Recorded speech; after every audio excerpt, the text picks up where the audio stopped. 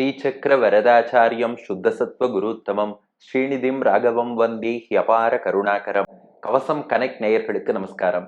பெரியாழ்வார் திருமொழி 2ஆம் பத்து 6ஆம் திருமொழியின் 2வது பாசுரத்தை இன்றைய தினம் நாம் காண உள்ளோம்.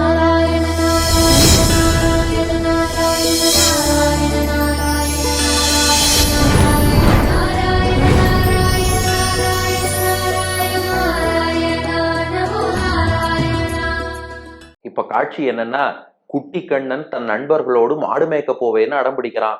பெரியாழ்வார் யசோதை பார்த்தா, இப்பதானே தலைவாரி இருக்கும், கொண்டை போட்டு அடுத்து அதுல ஒரு பூவெல்லாம் சூட்டி விட வேண்டாமா, பூச்சூட்டல் பண்ணணும்னா இவனோ ஓடிடுவான். அப்ப இவனை ஓடாம தடுத்து நிறுத்த என்ன வழி? காக்காயை கூப்பிட்டு, காக்கா மாடு மேய்க்க போகணுங்கிறான், கோல் குச்சி கொண்டு வா அப்படின்னு சொன்னா, காகமும் எப்படியும் கொஞ்சம் எடக்கு மடக்கு பேசி இழுத்துட்டே இருக்கும். அதுதான் போன பதிகத்திலேயே நாம பார்த்துட்டோம், காகம் எவ்வளவு தூரம் ஆர்குமெண்ட் எல்லாம் பண்ணுன்னு. அதுகிட்ட அப்படியே கோல் கொண்டு வான்னு சொல்லி கிருஷ்ணன்ட்டையும் இதோ பாரு காகம் கோல் கொண்டு வரும், அது வரைக்கும் காத்திருக்குன்னு சொல்லி நிறுத்தி வச்சுட்டா மத்த பசங்கள்லாம் மாடு மேய்க்க காட்டு பக்கம் போயிடுவா. அதுக்கப்புறம் நாம நிதானமா கிருஷ்ணனுக்கு பூச்சூட்டலாம். இதுதான் பெரியாழ்வார் யசோதையின் திட்டம். அதனால முதல் பாட்டுல காகத்திட்ட சொன்னா, ஏ காகமே கிருஷ்ணனுக்காக கோல் கொண்டு வா, அப்படியே கண்ணை காமிச்சு கோல் கொண்டு வருவது போல பாவனா பண்ணு அப்படின்னா, காகம் பார்த்துது, நீங்க மொத்தமா என்ன உங்காத்து வாசல்லையே உட்கார வச்சிருவேள் போல இருக்கு, நான் எத்தனை இடம் சுத்தி திரியணும், எவ்வளவு இடத்துக்கு போகணும், இப்பதான் தலை வாரணும், முன்னாடி நீர்லு பின்னாடி நீர்லு எல்லாம் கூப்பிட்டேள், எல்லாம் நானும் பண்ணேன், இப்ப மறுபடியும் என்னடானா உனக்காக குச்சி கொண்டு வராப்புல பாவனா பண்ணு, இதுக்கெல்லாமா நான் இருக்கேன் அப்படின்னு கேட்டுதான் காகம். பெரியாழ்வார் யசோதை சொன்னா, காகமே கொஞ்சம் நீ 4 இடம் போறத ஒரு நாள் தியாகம் பண்ணா தப்பு இல்ல. ஏன்னா இவனை மட்டும் வெளியில விட்டா இவன் 1-2 இடம் இல்ல, இவன் எங்கேருந்து எங்க தாவி எங்க போய் விளையாடுவான் தெரியுமா? கிருஷ்ணன் எப்படியெல்லாம் ஊர் சுத்துவான் அதை சொல்கிறாள் பெரியாழ்வார் யசோதை. அதுதான் 2வது பாசுரம். வாருங்கள் அனுபவிப்போம். கொங்கும் குடந்தையும் கோட்டியூரும் பேரும் எங்கும் திரிந்து விளையாடும் என் மகன், சங்கம் பிடிக்கும் தடக்கைக்கு தக்க நல் அங்கம் உடையதோர் கோல் கொண்டு வா, அரக்கு வடித்ததோர் கோல் கொண்டு வா. கொங்கும் குடந்தையும் கோட்டியூரும் பேரும் எங்கும் திரிந்து விளையாடும் என் மகன், சங்கம் பிடிக்கும் தடக்கைக்கு தக்க நல் அங்கம் உடையதோர் கோல் கொண்டு வா, அரக்கு வடித்ததோர் கோல் கொண்டு வா.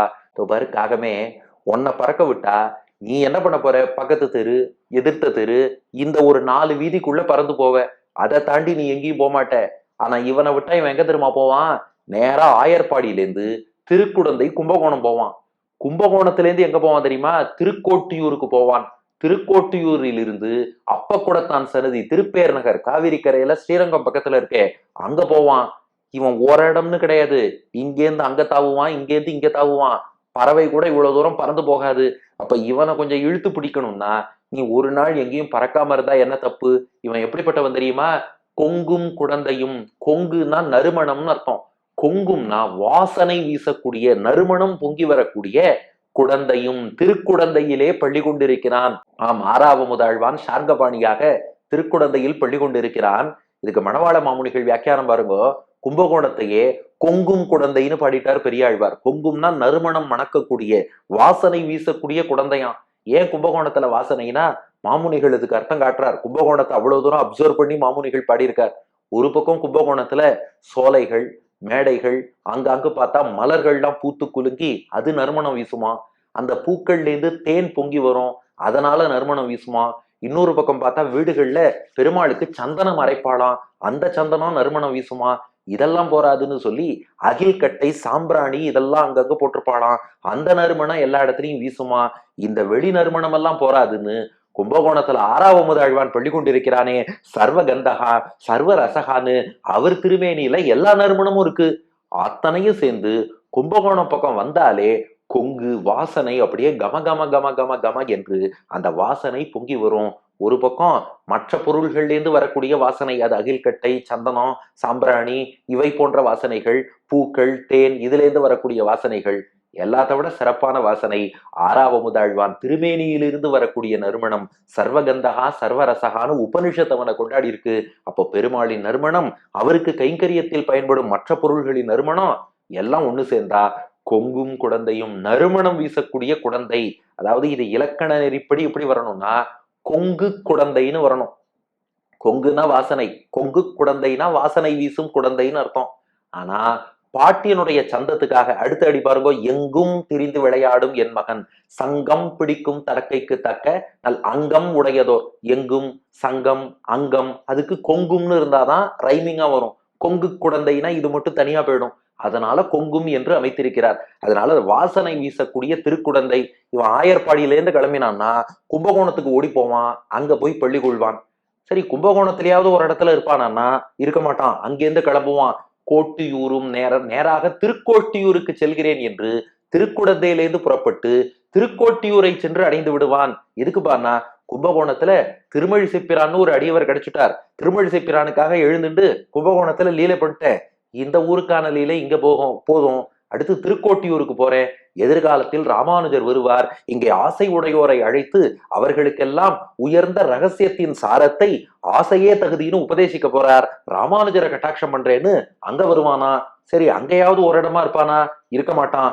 பேரும், பேர்னா திருப்பேர் நகர், அப்ப கூடத்தான் சன்னதின்னு சொல்றோமே, காவிரி கரையில அப்பாலரங்கம்னு சொல்லக்கூடிய அப்பத்துக்கே பெயர் போன அப்ப கூடத்தான் சன்னதி, அங்க வருவாராம். எதுக்குன்னு கேட்டா பெருமாள் சொல்லுவாரா, இல்ல வரக்கூடிய அடியார்கள்லாம் ஆனந்தமா இங்க அப்பம் வாங்கிட்டு போறா, அந்த அப்ப பிரசாதத்தை அடியார்களுக்கு கொடுக்க போறேன், இங்க வந்து பள்ளி கொள்கிறேன் என்று. மேலும் நம்மாழ்வார் அவர் நிறைவாக திருப்பேர் நகர மங்களாசாசனம் பண்ணார் மோட்சம் போவதற்கு முன் என்று சொல்வார்கள்.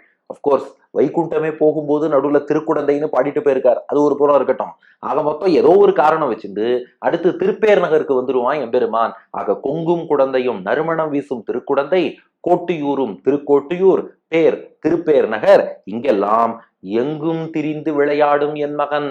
இவை மட்டும்னு இல்ல, எங்கும் இது போல எங்கெங்கெல்லாம் ஒரு திவ்ய கஷேத்திரம் இருக்கோ, குறிப்பா ஒரு நதிக்கரையில எங்கெங்கெல்லாம் அவருக்கு இருப்பிடம் இருக்கோ, அந்த நதிக்கரைக்கெல்லாம் கரெக்டா வந்து பள்ளி கொண்டு, அது யமுனை நதிக்கரையா இருக்கலாம், வைகை நதிக்கரையா இருக்கலாம், காவிரி கரையா இருக்கலாம், பாலாற்றின் கரையா இருக்கலாம், நதிக்கரையை பார்த்துட்டார்னா எங்கும் அந்த இடங்களில் எல்லாம் திரிந்து விளையாடும். ஏதாவது ஒரு இடம் இருந்தா பரவாயில்ல, இந்த சில பேரை சொல்லுவோம் பாருங்க, திரிந்து கொண்டே இருக்கிறார்னு. இப்படி திரிந்து திரிந்து சுற்றி சுற்றி சுற்றி சுற்றி விளையாடி கொண்டே இருக்கக்கூடிய என் மகன். பாத்துக்கோப்பா, என் பிள்ளைதான். பெரியாழ்வார் யசோதை சொல்றா, கும்பகோணத்துல படுத்துட்டு இருக்கானே அவனும் என் மகன் தான், திருக்கோட்டியூர்ல பள்ளி கொண்டு இருக்கிறானே அவனும் என் மகன் தான், திருப்பேர் நகர்ல பள்ளி கொண்டு இருக்கிறானே அவனும் என்னுடைய மகன் தான். எல்லாம் விளையாட்டு இடம் அவருக்கு, இங்கேருந்து அங்க போறார், அங்கேருந்து இங்க போறார். திரிந்து விளையாடும் என் மகன், இப்படி சுத்தி சுத்தி திரிஞ்சு விளையாடிட்டு இருக்கிற என் மகன் இருக்கானே, இவனை கொஞ்சம் ஒரு இடத்துல நிறுத்தி வைக்கணும்னா, காகமே நீ கொஞ்சம் கோல் கொண்டு வரேன்னு அப்படியே பாவிச்சு நீ உன்னுடைய மூமெண்ட்டை கொஞ்சம் ரெஸ்ட்ரிக்ட் பண்ணிண்டா, இவனுடைய பெரிய மூமெண்ட்டையே நம்ம ரெஸ்ட்ரிக்ட் பண்ணி வைக்கலாம் இல்லையா? அதனால காகமே கொஞ்சம் நல்ல கோலா கொண்டு வா. குச்சி கேட்டேங்கிறதுக்காக சும்மா எங்கேயோ வயல்ல இருந்து ஒடிச்செல்லாம் கொண்டு வராத. சங்கம் பிடிக்கும் தடக்கைக்கு தக்க, அவனுடைய திருக்கரம் எவ்வளவு வசதி தெரியுமா?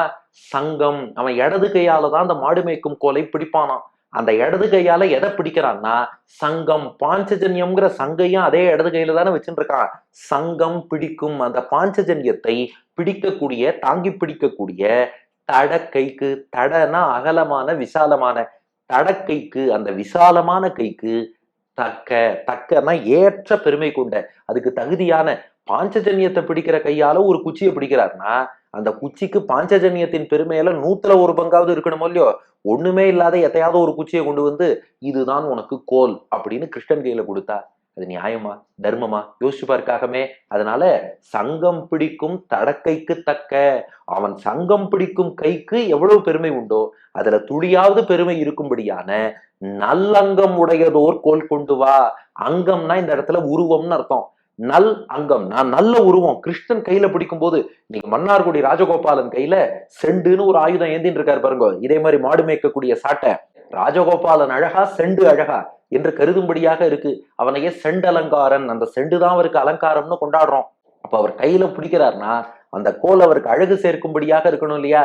அதனாலதான் அங்கம்னா உருவம், நல் அங்கம் உடைய, நல்ல உருவம் கொண்ட, அவர் கையில பிடிச்சா பொருத்தமாக இருக்கும்படியா. அப்ப பெருமையிலும் அவருக்கு ஏற்றதாக இருக்கணும், உருவத்திலும் அவருக்கு ஏற்றதா இருக்கணும். அதான் பாட்டு பாருங்க, சங்கம் பிடிக்கும் தடக்கைக்கு தக்க, அவனுடைய சங்கத்தை ஏந்தக்கூடிய கைக்கு ஏற்ற பெருமை கொண்டதாகவும் இருக்கணும், நல்லங்கம் உடைய, அத அழகுலயும் அவனுக்கு பொருத்தமாக இருக்கணும். அப்படி நல் அங்கம், நல்ல தோற்றம், நல்ல உருவம் உடையதோர் கோல் கொண்டு வா, அதை கொண்ட, பெருமையும் அழகும் கொண்ட ஒரு கோல் கொண்டு வா. ஒரு கோலை கொண்டு வா அப்படின்னா பெரியாழ்வார் யசோதை காகம் பார்த்துதான், ஐயோ பாவம் யசோதை என்கிட்ட ரொம்ப கெஞ்சி கெஞ்சி கோல் கொண்டு வான்னு கேட்கறா, அது உண்மையிலேயே ஒரு கோலை கொண்டு வந்துருத்து. பெரியாழ்வார் யசோதை பார்த்தா, நீ என்னப்பா இது தலைவாரணும் கொஞ்சம் அழகு காட்டுனா அதுக்கு அடம் பிடிக்கிற, இப்போ உன்னை கோலே கொண்டு வர சொல்லல, கோல் கொண்டு வர அப்பல பாவனை பண்ணுனா இப்ப 2ஆம் பாட்டிலேயே கோலை கொண்டு வந்துட்டியே. பெரியாழ்வார் யசோதை பார்த்தா, கோலை பார்த்துட்டு, இல்ல இல்ல இத நான் அரக்கு பூசிட்டு வரணும், இந்த கோல்ல உருவம் நன்னா இருக்கு, பெருமையும் நன்னா இருக்கு, ஆனா நிறம் சரியா இல்ல, இதுல அரக்கு பூசினதுக்கு அப்புறம் கிருஷ்ணன் பிடிச்சாதான் நல்லா இருக்கும், அதனால இதன் நிறம் இன்னும் செம்மையுறும்படியாக அரக்கு வழித்ததோர் கோல் கொண்டு வா, இந்த கோலை திரும்ப கொண்டு போ, அரக்கு வழித்ததோர், இதுல என்னன்னா அரக்க வழித்து பூசு, அரக்குன்னு சொல்றோம் இல்லையா, அந்த நல்ல ஒரு மரூன் கலர்ல இருக்கும் பாருங்க, அந்த அரக்கை நன்றாக வழித்து இந்த கோலிலே பூசு, பூசி விட்டு அதுக்கப்புறம் நீ கோலை கொண்டு வா. நீ என்ன கோல் சும்மா கொண்டு வராப்புல பாவனை பண்ணுனா கோலை உண்மையிலேயே கொண்டு வந்துட்டியே, கொண்டு போ அரக்கு பூசி கொண்டு வா, அப்புறம் தான் கிருஷ்ணன் யூஸ் பண்ணுவான், ஏன்னா அழகு இருக்கு, பெருமை இருக்கு, வண்ணம் சரியா இல்ல, அரக்கு வழித்ததோர் கோல் கொண்டு வா, அரக்குல வழித்து நிறத்தை நன்றாக சீர்படுத்தி அப்புறம் கோலை கொண்டு வா அப்படின்னு திருப்பி விடுறா பெரியாழ்வார் யசோதை. கொங்கும் குடந்தையும் கோட்டியூரும் பேரும் எங்கும் திரிந்து விளையாடும் என் மகன், சங்கம் பிடிக்கும் தடக்கைக்கு தக்க நல் அங்கம் உடையதோர் கோல் கொண்டு வா, அரக்கு வழித்ததோர் கோல் கொண்டு வா, கொங்கும் குடந்தையும் கோட்டியூரும் பேரும் எங்கும் திரிந்து விளையாடும் என் மகன், சங்கம் பிடிக்கும் தடக்கைக்கு தக்க நல் அங்கம் உடையதோர் கோல் கொண்டு வா, அரக்கு வழித்ததோர் கோல் கொண்டு வா. நறுமணம் வீசும் திருக்குடந்தை, திருக்கோட்டியூர், திருப்பேர் நகர் உள்ளிட்ட திவ்ய தேசங்கள்லாம் திரிந்து விளையாடக்கூடிய என் மகன் இருக்கானே, சங்கம் ஏந்தக்கூடிய அவனுடைய கைக்கு பொருத்தமாக இருக்கக்கூடிய நல்ல வடிவமைப்பு கொண்ட ஒரு கோலை கொண்டு வா, அரக்கு பூசிய கோலை கொண்டு வா என்பது இந்த பாசுரத்துக்கான திரண்ட பொருள். அடியேன் வழங்கும் ஆங்கில வடிவம்: my son wanders and places in places like the fragrant Thirukkudanthai, Thirupper Nagar and Thirukoshtiyur. O crow, bring a stick which is suitable for his hands that hold the conch.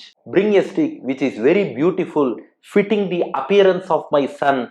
Please dip the stick in lac and then bring என்பது இதற்கான ஆங்கில வடிவம். இப்படி சொன்னா பெரியாழ்வார் யசோதை காகம் பார்த்துதான், நீ என்ன குச்சி கொண்டு வான்னா அதை போய் அரக்குல வழிக்கணும், அதை பண்ணணும் இதை பண்ணணுங்கிற, நான் போறேன்னு காகம் பறக்க பார்த்தது. பெரியாழ்வார் யசோதை தடுத்து நிறுத்தி ஒரு விஷயம் சொல்ல போறா, அதை அடுத்த பாசுரத்தில் காண்போம். பெரியாழ்வார் திருவடிகளே சரணம்.